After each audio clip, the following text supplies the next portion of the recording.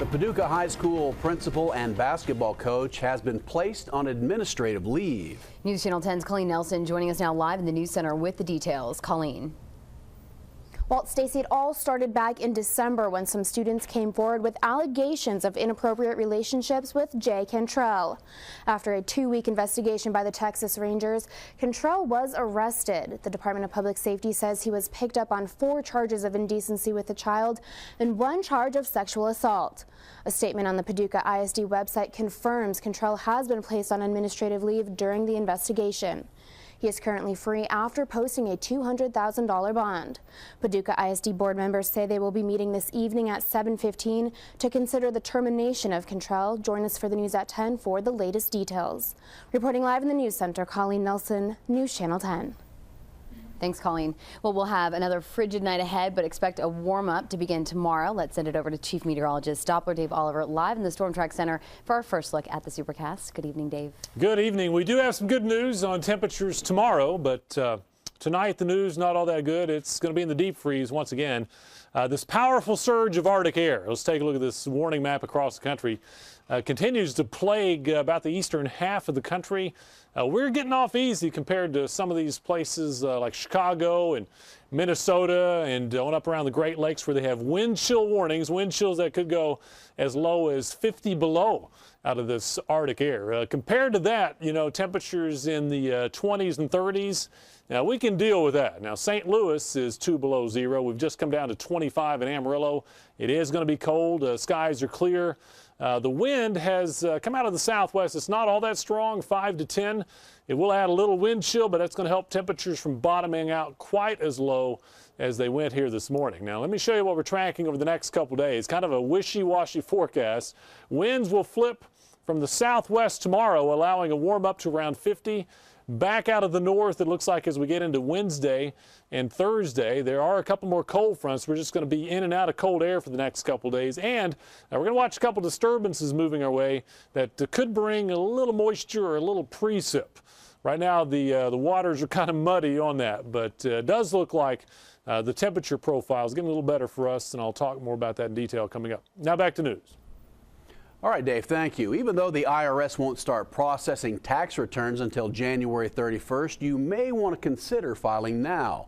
News Channel 10's Marissa Silver tells us more on this tax return delay. Now being delayed due to the government shutdown last year. The delay won't only affect taxpayers receiving their refund checks, it will also affect tax preparers receiving the money they get for filing the taxes. It will also make tax preparers very busy because it will give them less time to do the same amount of work. We're still going to process the same number of returns. It's just going to be in a shorter period of time. So it creates a large wave of people coming in at the same time, creating some very hectic days and longer wait times and just a little more stressful experience for everyone.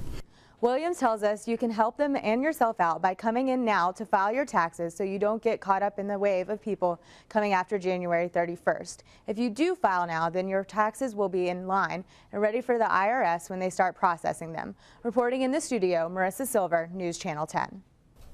When you eat out at restaurants, you won't see any automatic gratuity charges added to your bill. News Channel 10's Madison Allwell joining us now live in the studio to tell us how a new IRS policy is affecting local servers. The IRS says automatic gratuity no longer fits their definition of a tip. This change has serious consequences for servers who depend on extra cash from large parties. Christy Ashley has been serving for the last 18 years and relies on tips to make ends meet. $2.13 an hour doesn't go very far, so we do really depend on the gratuities that we receive. Ashley is responsible for tipping out bartenders and bussers and says automatic gratuities help her do that and still make money. But a new IRS policy defining a tip as something that must be made voluntarily by a customer is making her worry. Being able to add that gratuity helps with being able to pay everyone else, and so that's the major thing right now, is that we don't want to end up in a situation where we're responsible for paying them and then we don't make any money off the table. So we don't want to work for free. Automatic gratuities help servers ensure they don't get stiffed by large parties, and now there is no guarantee. Some say working large parties will be a gamble, and that gamble affects their ability to provide for their families.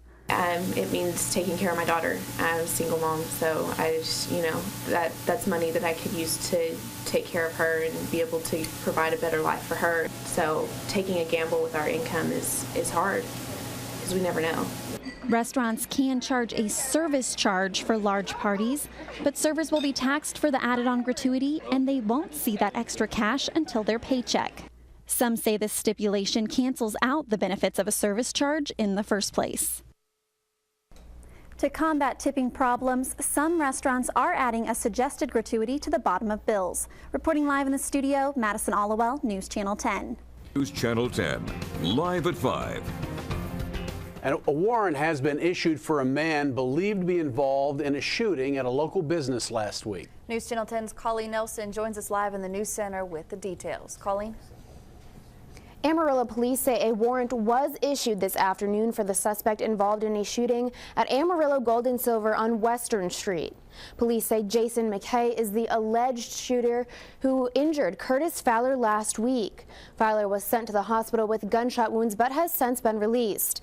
The APD says McKay is currently in the Gray County Jail for unrelated charges. A new charge of aggravated robbery with a deadly weapon has been issued with APD's latest warrant.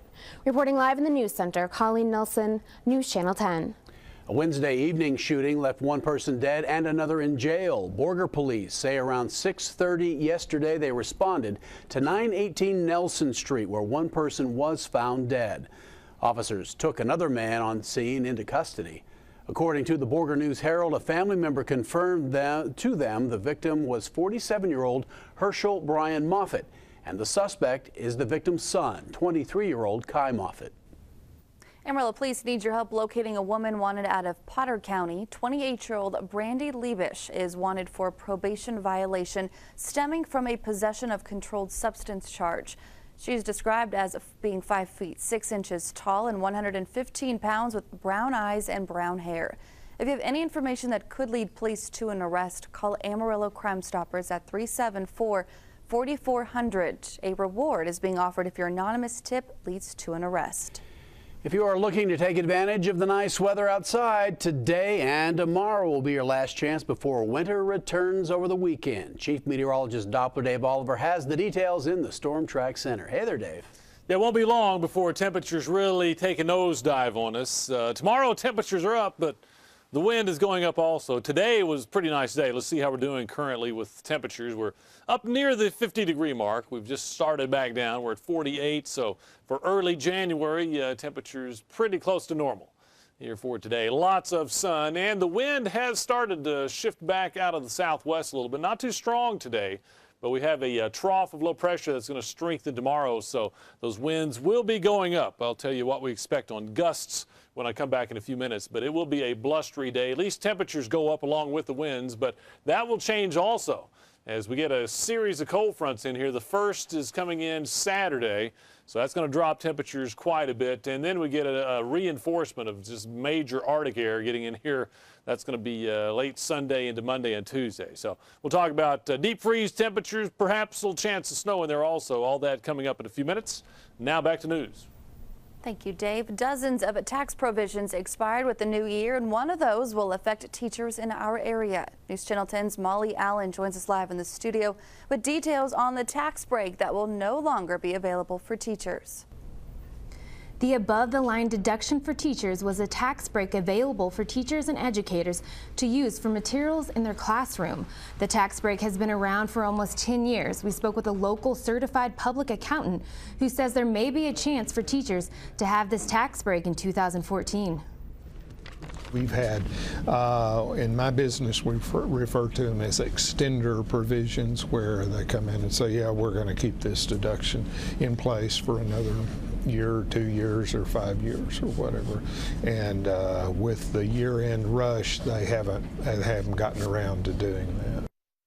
And teachers are not the only ones who will be affected by tax break cuts that went into effect January 1st. Parents and students paying for college could lose up to $2,000 in tax credit as well. Live in the studio, Molly Allen, News Channel 10. Interest rates may soon be increasing in the housing market in 2014. News Channel 10's Marissa Silver is live in the studio with more on how this could affect our area. Well, interest rates have been low for people selling or buying a home this past year, but in 2014, the rates might be going up. Interest rates have been low throughout the recession. At their lowest point, they reached 3.6% to encourage people to purchase homes while the economy was recovering. Now, as the economy begins to recover, interest rates have increased to 4.75% and may increase again starting this year. According to Lyons Realty here in Amarillo, the number of homes being bought and sold last year rose 6.8% compared to 2012. I think interest rates are still low. Everybody's starting to feel better about the economy. So there's a lot of things going with interest rates. Probably going to be going up in 2014. I think it makes sense for people to look at buying now before those rates start going back up. Lyons also says they are seeing the number of days a house is on the market slowly decrease. During the recession, it was at 115 to 120 days, and now it's around 107 days compared to a stable economy where the average is around 90 days. This evening at 6, we will talk with a mortgage lender about how much the increase may be this year. Reporting live in the studio, Marissa Silver, News Channel 10. Winter weather. Thanks for joining us tonight. After weeks of controversy, a new city logo has been selected. News Channel 10-2's Colleen Nelson has been following this story since November, and she joins us now live in the News Center with the very latest. Good evening, Colleen. Good evening, Stacy. The city revealed the new logo this afternoon after the first design was removed due to similarities of a copyrighted image already being used overseas. The winner of the competition put together by the Globe News is Tyler Mitchell. He says his design seen here was inspired by his love for the city. Now it will be used for marketing purposes and put on things like pens, hats, and eventually the city vehicles.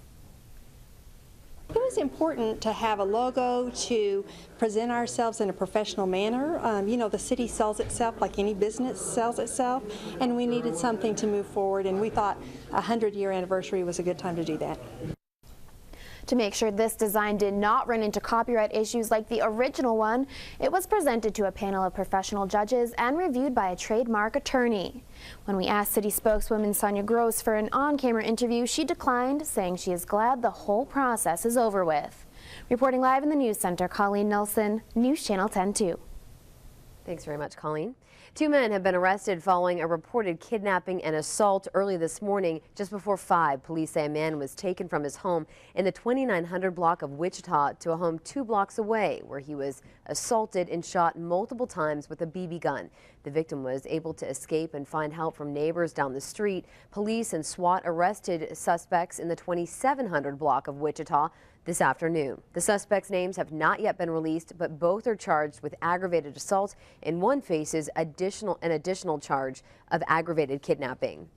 Well, one person is dead following a 2-car crash in Wheeler County. Texas state troopers say the wreck happened at 6:30 Monday morning at the intersection of Highway 152 and FM 592. Troopers say 21-year-old Dylan Steele ran a stop sign and was hit by a pickup truck traveling on 152. Steele was pronounced dead at the scene, and reports do indicate he was unfortunately not wearing a seatbelt. The Coffee Memorial Blood Center is trying to replenish its blood supply today. The center tells us a large number of recent car accidents have depleted their stock. They're asking anyone who can to come out and donate sometime this week. There is a significant need for donors with A negative or O negative blood types. Donors will receive a complimentary T-shirt.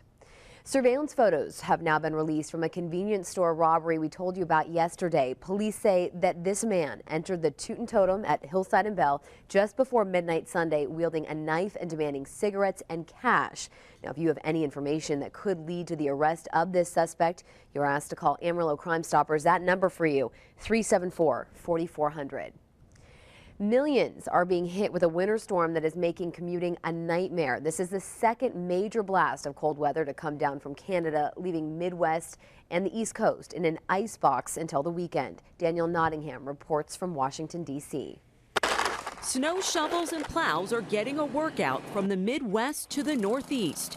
Frigid temperatures and snow are causing accidents, closing schools, and canceling more than 2,500 flights. We expected the snow, and as long as you expect it, you can live with it.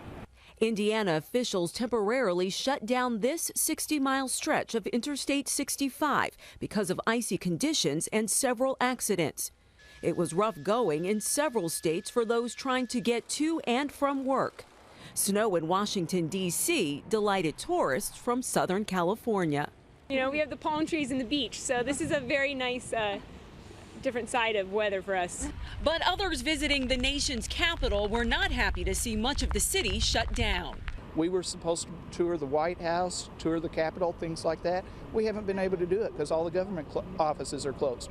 Hazardous conditions are moving up the East Coast. New York City could see up to a foot of snow. Parts of the Midwest and Northeast can expect below freezing temperatures through the weekend. Danielle Nottingham, CBS News, Washington. Almost every county in the Panhandle is being considered a natural disaster area by the USDA. This means farmers and ranchers in 30 counties are eligible to receive low-interest emergency loans from the USDA. The federal agency says it is offering these loans to help during this difficult time of prolonged drought and wants to ensure agriculture remains a successful part of the economy. The local Farm Service Agency for Potter County tells us the emergency loan can be used in a variety of ways to help ease some of the drought's burden. Either by furnishing family living expenses, farm operating expenses, refinance some debts they might have not been able to make payments on, or pay for any and all costs that are associated with the disasters. The maximum amount for the emergency loan is $500,000. A total of 108 counties across Texas are designated as natural disaster areas, as well as 10 other states. You're watching News at 9 on 10-2. Thank you for joining us. I'm Emily Griffin in for Stacy Sakai, and tonight's top story: helping aid families with sick children is a little easier for one local organization thanks to our area's spirit of giving this holiday season. The Ronald McDonald House's Pool Tab program always sees more tab donations this time of year from residents, groups, and even schools that have been collecting the tabs all year long. The tabs are then recycled, and the money the house earns through them goes right back to giving their families a little something extra in the times they need it the most. Sometimes they need gas money. Sometimes they need to get groceries. Sometimes they need to fill a prescription for their child. Sometimes they're here and they need to get diapers. And so if we can use that tab money to alleviate a little bit of that stress and give them a little bit of assistance on their way home, then that's what we want to do with the tab money. If you have pool tabs you'd like to donate, you can drop them off at the Ronald McDonald House or go by and take a tab home with you and collect tabs in them until you're ready to donate. We're tracking some weather that may mean a messy start to your weekend. Meteorologist Mac Morris is live in the Storm Track Center with a first look at that wintry weather. Hey, Mac. Hey there, Emily. Yeah, we have some advisories to talk about, and there is a possibility we could see some of those upgraded to winter storm warnings, which would mean areas could get over 6 inches of snow in the northeastern Panhandle especially. Let's get a look at what we have going on out there. Mostly winter weather advisories in that light purple shade, more of a kind of a violet color. But most of the area to our east to Oklahoma City points eastward. Ice storm warnings, so we can say that we're pretty fortunate right now to just be talking about mostly snow, but there is that brief window of opportunity for some freezing rain overnight between 4 a.m. and around 9 a.m. for the city of Amarillo and points to our south. We'll have to keep an eye on that pretty closely.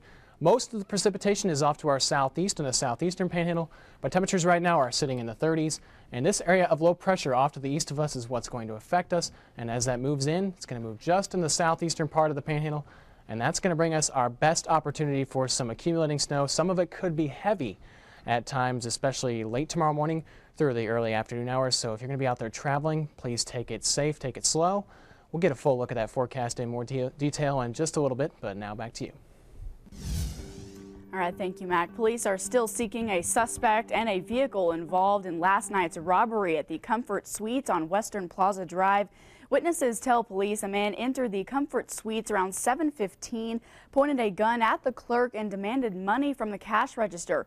The suspect is said to be a white man in his 20s, 6 feet tall, with a thin build and blonde facial hair. He was last seen getting in the passenger seat of a silver 4-door car. If you have any information that could lead police to an arrest, you're to call Amarillo Crime Stoppers at 374-4400. More officers are patrolling the streets right now and throughout the holiday. The holidays bring more drinking and driving incidents, and the Amarillo Police Department is doing their best to make sure the roads stay safe.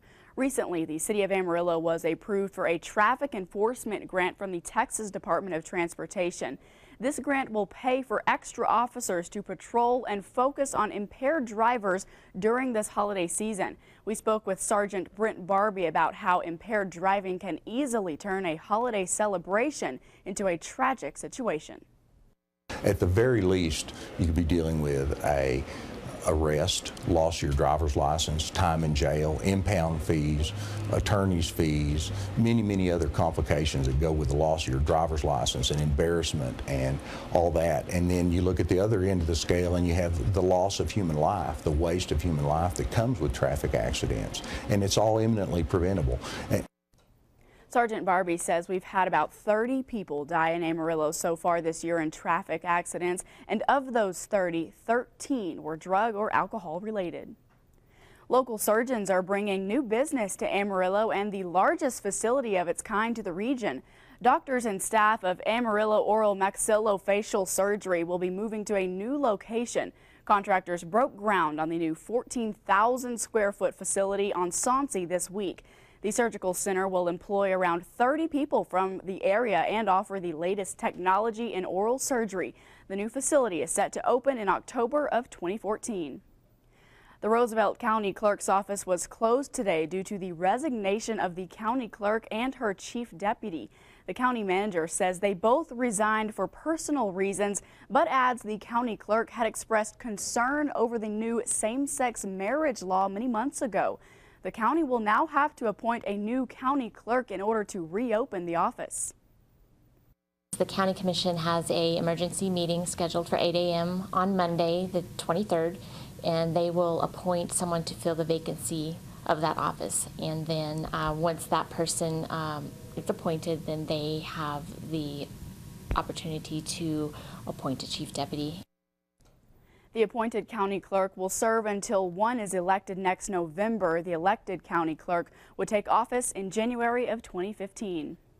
Now, the most watched news in the Panhandle. News Channel 10, News at 10. Hank Skinner is in Huntsville, but his thoughts are on Pampa because he hopes what is happening in the Panhandle right now will get him off death row. Those details coming up on the News at 10. But first, much of the Panhandle could wake up to some snowy conditions in the morning, which could lead to some slick roads. Here with the latest on the approaching snow is Chief Meteorologist Doppler Dave Oliver in the Storm Track Center. And Dave, your confidence is growing that a lot of us will see some snow in the morning. It's all starting to come together, and it's not very far out either. Let's take a look at the advisories we have for you. Most of our areas under a winter weather advisory. Notice how Deaf Smith County is kind of left out. Weather Service in Amarillo just giving us word they're going to include that. So virtually all of our viewing area, except for Quay, Curry, and Roosevelt counties, will be under a winter weather advisory. And then once you get out into, say, parts of northwest Oklahoma, say especially out towards Ellis County, that's where we have a winter storm warning. We don't expect a winter storm warning in the Texas Panhandle, at least not initially. When the snow actually gets going, we'll just kind of keep an eye on that. And speaking of radar, here's what we have. Notice out to the west, it's just now starting to flare up, especially as we get down towards the Roswell area and just to the southwest of Clovis and Portales. Those are going to be the first snow bands that start to move in, and it's starting to pick up in intensity back there towards Roswell. We think that's going to be the main show that will get started within the next few hours, and especially by tomorrow morning we'll have accumulating snows on the ground. Temperatures already well below freezing, say from Highway 60 southward. Amarillo 26 right now. Still a little warmer out to the west. Tucumcari 37. But I think we'll all dip on down below freezing when that precip starts across the area. Here is the actual storm. It's coming into western New Mexico right now. That's going to be the lift. The track on that is very favorable for us to get that accumulating snows. Now, it'll be heavier in the north than it is in the south. But once again, I think much of the area, as we start the day tomorrow, we'll have enough snow on the roads for some slick travel. I'll be back with specific details on how much snow is going to fall and where in just a few minutes. Now we'll send it back to news. We will see you then, Dave. Thank you. Day one of the evidentiary hearing in the Gray County Courthouse for Hank Skinner has come to an end. News Channel 10's Colleen Nelson sat in on the court hearing today and joins us now live in the News Center with an update on this hearing. Walt, after some 8 hours of discussion and testimony from 2 witnesses, the state and Hank Skinner's defense team are gearing up to meet again tomorrow morning. In today's hearing, the defense focused on evidence collected from the crime scene in 1993, saying some of it was not tested properly while other DNA had deteriorated after not being stored correctly. Skinner's defense team claims after sending DNA off to a private lab, results point to someone other than Skinner as the murderer. But the state says DNA testing done by the Department of Public Safety further confirms Skinner's guilt. They ended today's hearing with testimony from a Department of Public Safety trace analyst who said some of the evidence collected at the crime scene was insufficient, therefore it was not tested for DNA. Court documents state the focus of the hearing is whether it is reasonably probable that Skinner would have been acquitted if all DNA evidence was presented in the 1995 trial.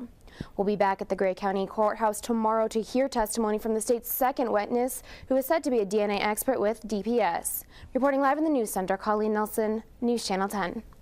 Thanks very much, Colleen. State witnesses began testimony today in the trial of a man accused of a murder 3 years ago in Amarillo. Laney Brewer, also known as Laney Paul Chambers, trial started this morning in Potter County. 51-year-old Rick Glenn Province was found dead in his apartment in the 1500 block of Jefferson in July of 2011. And Leslie Wiseman, also accused and charged in Province's murder. Her trial is scheduled to start next month. Now that income tax season is here, it may be in your best interest to file early and electronically for more reasons than one. News Channel 10's Leslie Aguilar joins us now live in the studio to explain what recent data breaches of large companies has to do with it. Leslie. Walt, right now the IRS has more employees and more technology working to prevent identity theft and tax fraud. But while there are increased safeguards, there are also increased risks. If you want your return sooner than later, it's common sense to file early. I think filing electronically is the way to go, and to file it as soon as you're able. Amarillo CPA Sam Lovelady says that's always the case, but it's more important this year. Widespread data breaches, including those of Target and Neiman Marcus, have compromised financial information for millions of Americans. Ultimately, it's going to create more problems on the tax fraud standpoint. Fraudulent returns collected by crooks have been on the rise, with more than $3 billion stolen since 2011. The IRS is combating the growing risk of identity theft and tax fraud by adding 3,000 employees to that job. The agency reports halting more than $50 billion from going to criminals' wallets, but protecting yourself is just as important. By protecting your Social Security number, Don't give it out unless there's a good reason for it. keeping in mind the IRS only sends correspondence through the mail, IRS isn't going to call you and ask you your Social Security number. They already have it.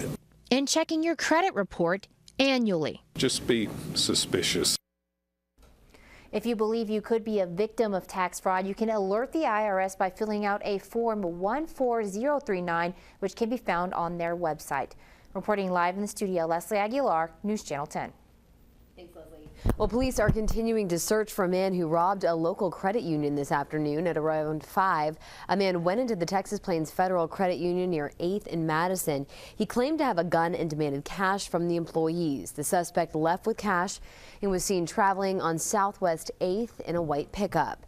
This was just the latest in a string of local robberies over the past couple of days. Suspects are being sought for robberies at an Arby's on I-40, a slot-type amusements business on Amarillo Boulevard, and a home invasion-style burglary also took place on Willow Creek. Lives may soon be saved on the roadways thanks to new technology. Coming up, we'll show you how cars may soon be able to talk to one another on the News at 10 on News Channel 10. Developing winter weather situations. Snow is on the way. You want to factor that into your morning plans tomorrow, and I'll have all the details for you coming up next.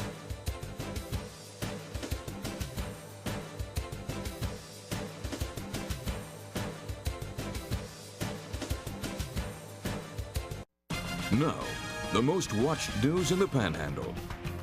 News Channel 10, News at 10.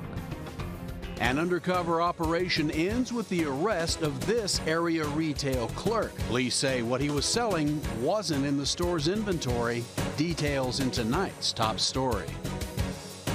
That smoke shop employee in Clovis, or the shop rather, is shut down after officers arrest an employee for allegedly selling synthetic marijuana. An undercover officer reports purchasing the drugs from 22-year-old Jesus Loya, who was an employee at the Up and Smoke smoke shop. During the arrest, police report finding 70 grams of the drug on Loya, along with suspected methamphetamine and cocaine. Loya was arrested and taken to the Curry County Detention Center, where he was charged with possession with the intent to traffic.